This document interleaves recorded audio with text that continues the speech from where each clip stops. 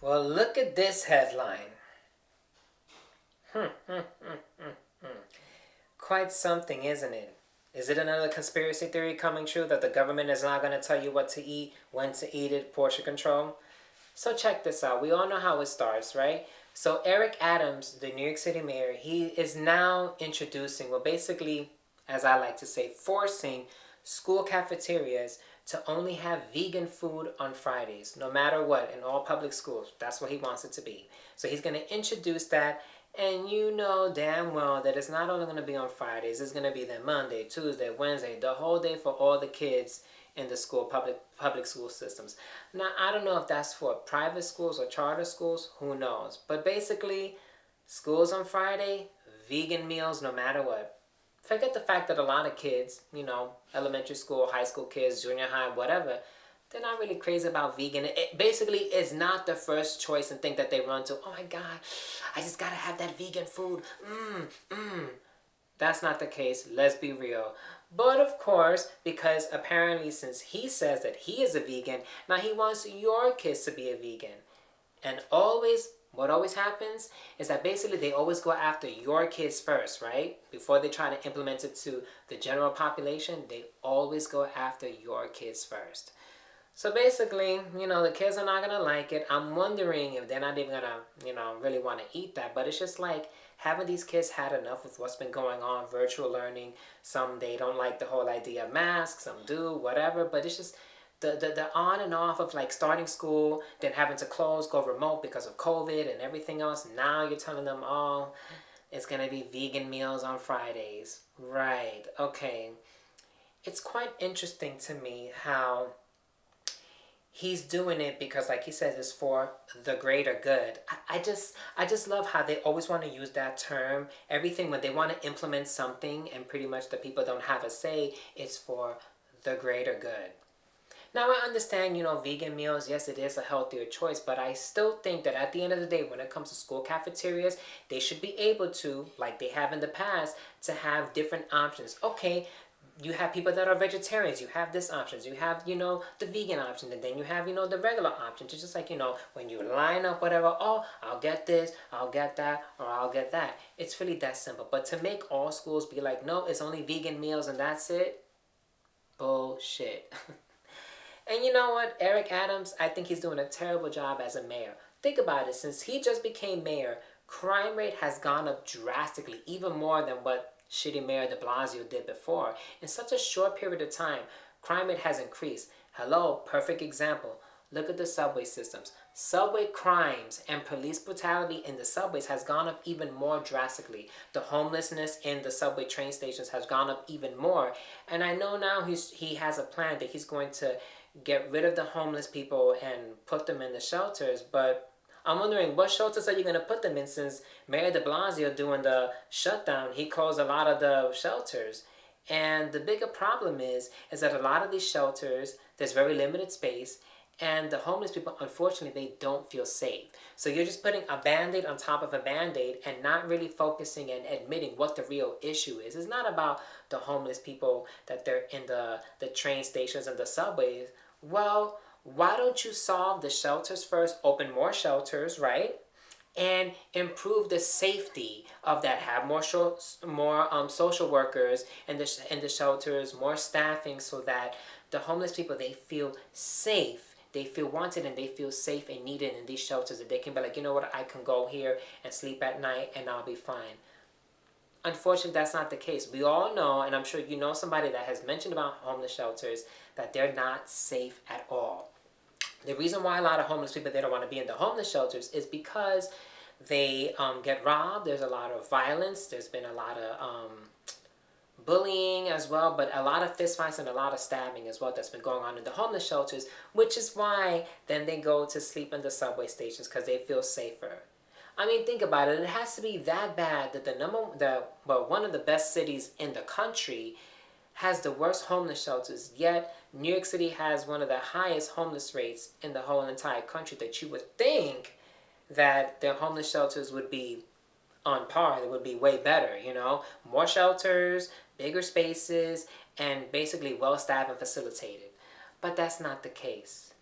But wait a second, I thought that it was all about with Mayor de Blasio and Eric Adams. Weren't they all about defunding the police because they wanted to take those funds and put it in community centers and outreaches? Well, gee, putting all those millions of extra dollars into homeless shelters would be a great idea. But they haven't done that. Another empty promise. They say they're going to do this, they do that, and they don't do it. So, going back to the crime rate.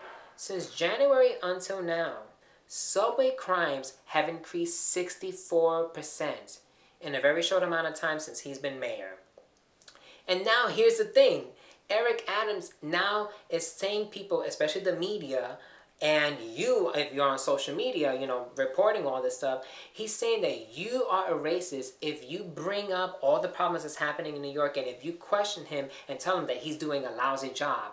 Because if you're not his color and you're not his race, you shouldn't report on it because that's racist. Gee, I guess he's thinking that's for the greater good. If you can't point out things that need improvement, if you can't point out as someone that has voted for him, a citizen that's paying tax dollars, or the press that's supposed to report to the public what's really going on, hello, free journalism, right, and freedom of speech, we should be able to question, research, and inquire and follow up and know what's going on and point out, yeah, you're the problem, or you know what, this is the problem that's happening. What are you going to do to solve it, right?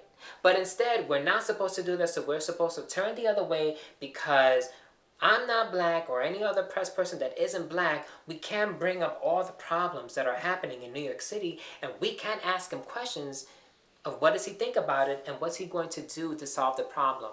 Now, as someone, as a voter, you should be able to find out what's going on with your local politicians, and the politicians should be able to answer their constituents and care about their constituents, right?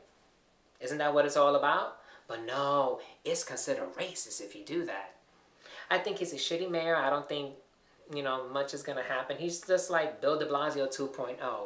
And I know some people, they were expecting him, because I know there's people that they were opposed to the whole mandates that Bill de Blasio put in place. And Eric Adams, he was kind of like, tippy-toeing, like not really saying he was going to do it or not. He was hinting that he wasn't for it, to support his, fellow people of color. He's like, but what does he do? The first day he becomes mayor, oh, surprise, I'm going to keep the mandates. Now, you can like it or you can hate it, but it's the point thing of just like, you kind of hint and you're making kind of like a promise that you're going to say, well, I'm not going to really be for that because you're worried and you're concerned about your local community, your people of color, especially the African Americans, that as we know, a high percentage of them are against the mandates. But yet, on the very first day, you didn't even like try, fake it or wait a little bit. It's like, you know what? I'm going to keep the rules and I'm going to keep it going no matter what. And we all know, let's face it, we all know a lot of people voted for him because they thought that he was going to turn things around, make New York City better, was not going to be Bill de Blasio, and would get rid of whatever restrictions, mandates, or, basically improve New York City. But that hasn't been the case, and it's really bad. He even says so himself that he does not feel safe getting in the subways. Meanwhile, he's a grown man, he works out, he's the mayor, hello, and he was in the police force before. So if someone like him is saying that he doesn't feel safe, then hello, how do you think other people feel? And this is something that many people have mentioned to de Blasio and have mentioned to Eric Adams about how unsafe the subway system is until he finally decided to take the subway and was like, oh my God, yeah, it's a big problem. Now, with the homelessness, it's not just that's not the only problem with the subway systems. And you can't say that that's the reason why crime rate is going up.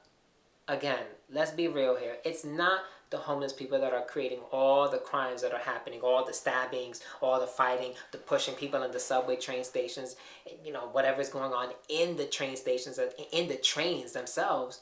It's not homeless people that are doing that. So let's shy away. Let's forget that narrative and get to the root of the problem. We all know that the New York, politicians, what their protocols are with the laws of crime and everything, or lack of law and order, in my opinion, is allowing these criminals to continue to do all these crimes. I mean, catch and release and not really prosecuting people, all that stuff.